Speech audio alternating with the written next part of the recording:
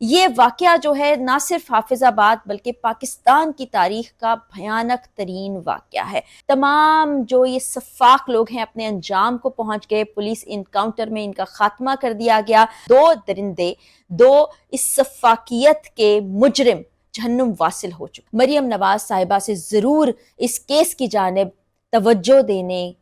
پر appeal کروں گی، کیونکہ ایک خاتون ہونے کی حیثیت سے آپ یہ سمجھ سکتی ہیں کہ اس عورت پر اس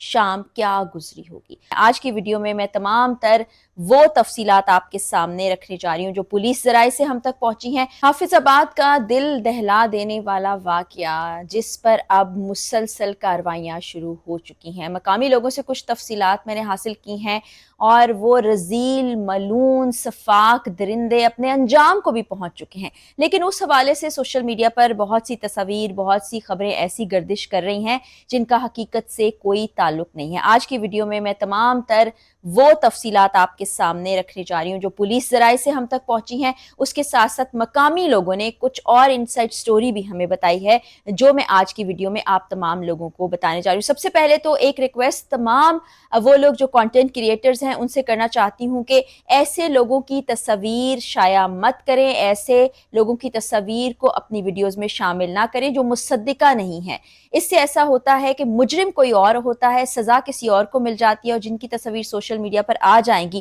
ان کو زندگی میں بہت زیادہ مشکلات کا سامنا کرنا پڑے گا۔ اس لیے جو مصدقہ تصاویر ہیں جو پولیس کی جانب سے جاری کی گئی ہیں یا وہاں کے مقامی لوگ جو مصدقہ چیزیں آپ کو بتاتے ہیں ان کو اپنی ویڈیو میں شامل کریں۔ یہ واقعہ جو ہے نہ صرف حافظ آباد بلکہ پاکستان کی تاریخ کا بھیانک ترین واقعہ ہے۔ اب اس واقعے میں آپ کو میں کچھ تفصیلات ایسی بتانے جا رہی ہوں جو اب سے پہلے آپ کو کسی نے نہیں بتائی ہوگی۔ سب سے پہلے میں آپ کو یہ بتاؤں کہ کل سے آج تک یہ خبر گردش کر رہی تھی کہ تمام جو یہ سفاک لوگ ہیں اپنے انجام کو پہنچ گئے، پولیس انکاؤنٹر میں ان کا خاتمہ کر دیا گیا، تو اس میں آدھا سچ ہے آدھا سچ نہیں ہے۔ وہ اس طرح سے کہ پولیس نے اب کارروائیاں تیز کر دی ہیں، پچھلے 2 دن سے بڑی کوششیں کی جا رہی ہیں کہ ان لوگوں کو گرفتار کر لیا جائے۔ اسی سلسلے میں پہلا چھاپا کل کے روز مارا گیا تھا جس میں پہلا سفاک درندہ مارا گیا، اور وہ اس طرح سے مارا گیا کہ پولیس جب اس جگہ پر پہنچی جہاں پر یہ لوگ موجود تھے تو انہی کی جانب سے فائرنگ کر دی گئی۔ کے نتیجے میں خاور نامی شخص موقع پر ہی ہلاک ہو گیا اور اپنے ہی ساتھیوں کی فائرنگ کے نتیجے میں یہ ہلاک ہوا تھا۔ اس کے بعد باقی تمام لوگ فرار ہو گئے۔ آج پھر ایک کوشش کی گئی اور ایسے وقت میں لائک کو گھیرے میں لیا گیا جب وہ بھاگ رہا تھا، اور یہ علاقہ بھی میں آپ کو بتاتی ہوں، یہ کوٹ نانک کا علاقہ ہے جس کے قریب یہ موجود تھا، اس کے ساتھ اس کے ساتھی بھی تھے۔ کراس فائرنگ ہوئی، پولیس نے پکڑنے کی کوشش کی جس میں یہ بھاگے اور فائرنگ کے نتیجے میں یہ بھی جہنم واصل ہو گیا۔ باقی 2 لوگ جو ہیں، جیسا کہ میں نے آپ کو کل بھی ویڈیو میں ان کے نام بتائے تھے، تصویریں مصدقہ نہیں تھی اس لیے میں نے آپ کو نہیں دکھائیں، یہ اکرام اور چاند ہیں جو ابھی بھی روپوش ہیں۔ جب میں ویڈیو ریکارڈ کر رہی ہوں تب تک تو ان کا کوئی سراغ نہیں ملا ہے، لیکن 2 درندے، 2 اس سفاکیت کے مجرم جہنم واصل ہو چکے ہیں، اور ایسے درندوں کو عبرت کا نشان بنایا جانا چاہیے، اور ان سے کسی قسم کی کوئی ہمدردی محسوس نہیں ہو رہی۔ ان کا اس دنیا سے چلے جانا گویا اس دنیا سے بوجھ کا خاتمہ ہو جانا ہے، ایسے جرم کرنے والے درندوں کا خاتمہ ہو جانا ہے، اور کہیں نہ کہیں ہم اپنی ماؤں، بہنوں، بیٹیوں کو محفوظ تصور کرنے لگے ہیں۔ اس سے پہلے جو کچھ ہوا اس کے بارے میں بھی میں آپ کو تفصیل بتاتی ہوں۔ کچھ مقامی لوگوں نے یہ بتایا کہ وہاں پر جب یہ گزرے تھے تو ایک شخص وہاں موجود تھا جس سے تلخ کلامی ہوئی، اس نے بدتمیزی کی، اور اس کے بعد اس نے کال کر کے ان سب کو بلایا جو اسلحے سمیت آ گئے، اور پھر وہ سیاہ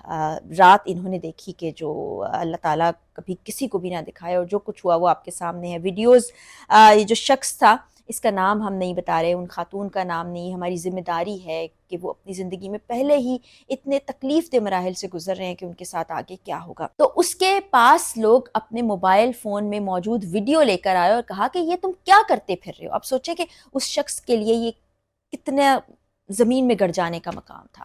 تو اس کو وہ ویڈیو جب دکھائی گئی تو اس کے بعد وہ بھی سوچنے پر مجبور ہو گیا کہ اب مجھے پولیس سے رابطہ کرنا چاہیے۔ اچھا، جس وقت یہ تمام واقعہ رپورٹ کیا گیا اور اس کی شکایت کی گئی عوام کی جانب سے پولیس کو، اور پھر یہ شخص بھی جو بیچارہ مظلوم، اللہ تعالیٰ اس کے لیے آسانیاں پیدا کرے، اس کی زندگی آگے آسان کرے، پولیس میں گیا تو ایک شخص کو گرفتار کر لیا گیا جو اس واقعے کا ذمہ دار تھا اس کو گرفتار کر لیا گیا وہاں کے چوکی انچارج نے. اور اس کے بعد ہوا کیا؟ اثر و رسوخ کا استعمال کیا گیا، وہی کہ کسی کو کوئی سیاسی پشت پناہی حاصل ہے، کوئی وہاں کے وڈیرے کا جاننے والا ہے، کوئی بہت پیسے والا ہے، کسی کے پاس بہت شہرت ہے، تو اس کے بعد وہاں کے ایک رذیل، ملعون، غیر ذمہ دار اور گھٹیا پولیس آفیسر نے 1,40,000 روپے کے عوض یہ حرکت کی کہ اس کو چھوڑ دیا. اب آپ سوچئے کہ ایک لمحے کے لیے وہ شخص کپ کپایا نہیں ہوگا.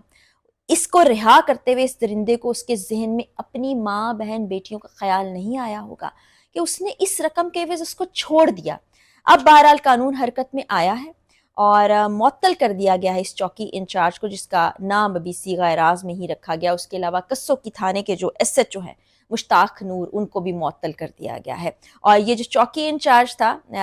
یہ الگ سے چوکی ہوتی ہے، اس پر کام کرنے والے اہلکار جو ہوتے ہیں ان کا یہ انچارج تھا. اس کو ایف آئی آر کا سامنا بھی ہے. اب دیکھتے ہیں کہ پولیس کارروائی کیا کرتی ہے. بہرحال اس وقت عوام جو ہے وہاں کی وہ کہہ رہی ہے کہ ہم اپنے سیاستدانوں سے خوش ہیں، جو نامی گرامی سیاستدان ہیں وہ اس کیس پر آواز بھی اٹھا رہے ہیں. جو حافظ آباد کا لوکل میڈیا ہے وہ بھی آواز بنا ہے اور ایک بہت ذمہ داری کا مظاہرہ کرتے ہوئے جو اس واقعے کا شکار ہونے والا جوڑا ہے اس کے نام کو کہیں ظاہر نہیں کیا گیا، ان کی شناخت کو کہیں ظاہر نہیں کیا گیا. اور جو اونجا مانگٹ گاؤں کے رہنے والے ہیں وہ بھی سراپا احتجاج ہیں. اب سب چاہتے ہیں کہ کارروائی ہو. اس سلسلے میں بتایا جا رہا ہے کہ وہاں کے جو ڈی پی او ہیں، لوگ بڑی ان کی تعریف کر رہے ہیں، عاطف نذیر صاحب، انہوں نے خاص طور پر اس کیس کے حوالے سے احکامات جاری کیے ہیں، ٹیمیں تشکیل دی ہیں، اس کی خود یہ کارروائی کا باقاعدہ جائزہ لے رہے ہیں اور کہہ رہے ہیں کہ جتنی جلدی ہو سکے ملزمان کو گرفتار کیا جائے اور ان کو پھر قرار واقعی سزا بھی دی جائے گی. اب میں یہاں پر مریم نواز صاحبہ سے ضرور اس کیس کی جانب توجہ دینے پر اپیل کروں گی، کیونکہ ایک خاتون ہونے کی حیثیت سے آپ یہ سمجھ سکتی ہیں کہ اس عورت پر اس شام کیا گزری ہوگی، اس کی اگلی آنے والی زندگی کیسے ہوگی. جب ہم کہتے ہیں نا کہ ہماری پنجاب کی وزیر اعلیٰ ایک خاتون ہے، تو جو خواتین ہیں وہ بہت نظریں لگا کر ان کی جانب دیکھ رہی ہوتی ہیں کہ ان کے حقوق کا وہ تحفظ کریں گی، ان کے امن و امان کے ساتھ ساتھ تحفظ کو، جان و مال کو یقینی بنائیں گی. اور اگر ان کی موجودگی میں ایسا ہوتا ہے تو پھر بہت تکلیف کی بات ہے کہ ایک خاتون ہوتے ہوئے آپ باقی خواتین کا درد نہ سمجھیں اور وہ اپنے آپ کو غیر محفوظ سمجھیں. ابھی دیکھیں یہ ثنا یوسف والا واقعہ ہے، پھر یہ واقعہ جو کہ 25 اپریل کو ہوا تھا اور 3 جون کو اس کی ایف آئی آر درج ہوئی ہے. خواتین میں خوف و ہراس کا کیا عالم ہے کہ آپ کہیں بھی محفوظ نہیں ہیں. اب ہم یہ سوچتے ہیں نا ہمارا گھر سب سے محفوظ پناہ گاہ ہے، کوئی بھی دندناتا ہوا آئے گا، گھر کے اندر گھسے گا، مار دے گا، یا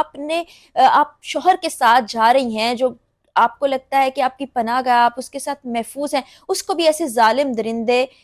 اسلحے کی نوک پر کیا کیا کرنے پر مجبور کریں گے اور اس کے بعد اس کے ساتھ کیا ہوگا. تو یہ جو شخص ہے، یہ جو پولیس کے اندر اس طرح کے کردار، کالی بھیڑیں موجود ہیں، ان کو تو قرار واقعی سزا دیں، کیونکہ پولیس کی ذمہ داری ہوتی ہے کہ وہ عوام کو تحفظ دیں، نہ کہ انہی کی عزتوں کو پامال کریں، انہی کی عزتوں کا سودا کریں اور ان پیسوں کو لے کر اپنی عزت کا بٹوارا کر دیں، اپنی عزت کا سودا کر دیں، اپنے اس پنجاب کی خواتین کی عزتوں کا سودا کر دیں. کس نے یہ حق دیا آپ کو؟ وزیر اعلیٰ پنجاب کے ساتھ ساتھ وزیر اعظم کو بھی اس سلسلے میں کوئی خاص کمیٹیاں بنانی چاہیے، اس کے لیے کوئی خاص ادارہ ہونا چاہیے. لا ہمارے ہاں بنے ہوئے ہیں خواتین سے ریلیٹڈ، لیکن ابھی تک بڑے افسوس کے ساتھ کہنا پڑتا ہے کہ امپلیمنٹیشن نہیں ہو پاتی ہے ان کی. تو میری دعا یہ ہے کہ جس طرح یہ 2 لوگ جہنم واصل ہوئے ہیں، اگلی ویڈیو جب میں بنا رہی ہوں تو یہ چاروں کے چاروں جو اس گھناؤنے مکروہ عمل میں ملوث تھے وہ جہنم واصل ہو جائیں، اور ان عبرت کے نشانوں کو دیکھتے ہوئے آگے کوئی ایسا قدم اٹھانے کا سوچے بھی تو اس کی روح کانپ کے رہ جائے، اس کو پتا ہو کہ میرے ساتھ یہ ہوگا. اجازت دیجیے، اللہ حافظ.